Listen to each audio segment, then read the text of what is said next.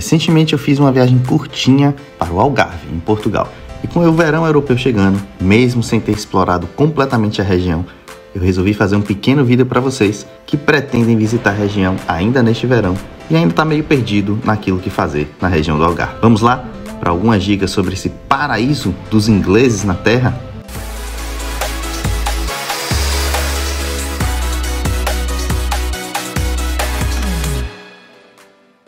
Olá meus bigodudos queridos, Vitor Ramos falando mais uma vez. E hoje vamos falar sobre o Algarve e logo de cara explicar por que essa região seria o paraíso dos ingleses na Terra e não, eu não falei errado. Eu já tinha ouvido falar sobre isso, mas chegando lá, ainda assim eu me surpreendi. São tantos os ingleses que, procurando muito sol, vêm para essa região de Portugal, que há alguns bares e restaurantes que é até mesmo difícil falar em português.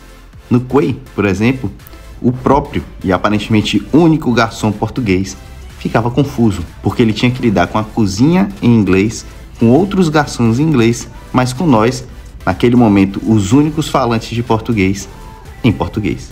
Mas essa invasão inglesa é justificada, porque enquanto na Inglaterra, especialmente em Londres, você tem pouquíssimos dias de sol por ano, no Algarve, os dias de sol batem a casa dos 300 dias por ano. Isso mesmo, 300 dias por ano, de um total de 365 dias. Mas se você está planejando sua viagem para o Algarve, apesar de ter o sol quase garantido, há sim épocas melhores e piores de visitar, a depender do seu gosto. No inverno, por exemplo, o Algarve, apesar de não ser dos lugares mais frios de Portugal no inverno, e mesmo com sol, fica bem parado e vazio, o que muitas pessoas podem não gostar, e outras, é verdade, adorar. Já a partir da primavera, o clima esquenta e os turistas começam a chegar. Eu fui no final de maio e achei uma época excelente.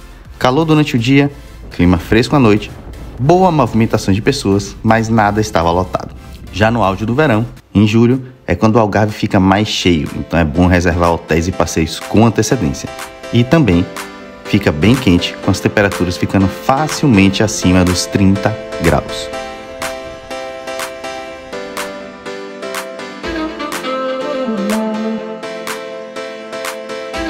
E uma ressalva aqui para o brasileiro do Nordeste como eu, que acha que 30 graus ainda está tranquilo, a sensação térmica é mais elevada, porque a região é bem árida e o sol ele realmente não tem nenhum bloqueio de nuvens, então esquenta bastante.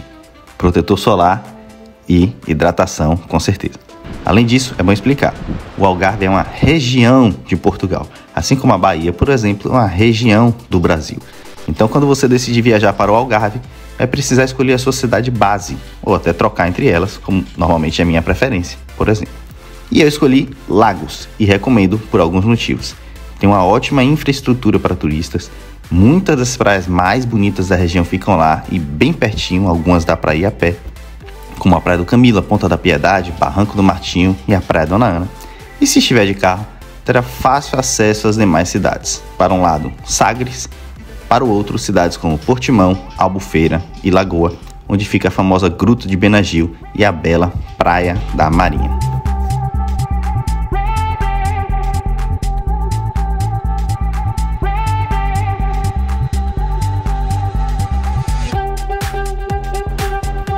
Mas se você realmente amar praia e estiver com tempo para passear pela região, vale mesmo a pena abrir o Google Maps e ir escolhendo as praias que quer ir. Que existem inúmeras praias em toda a região ali, de Sagres a Faro, a capital do Algarve. Cada uma com uma beleza mais exuberante do que a outra. Voltando a Lagos, o seu centro histórico também é bem interessante, com ótimos restaurantes, arquitetura típica, uma orla e uma marina bem agradáveis. No meu TikTok você vai encontrar algumas dicas de restaurantes que fui por lá e que recomendo. Se tiver interesse, dá uma olhadinha lá. Quanto aos preços, até junho eles são, digamos, normais.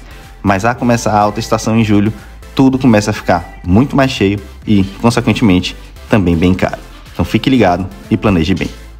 Ainda irei fazer um vídeo explorando bem o Algarve, bem no estilo que eu fiz esse aqui, sobre os Açores em Portugal.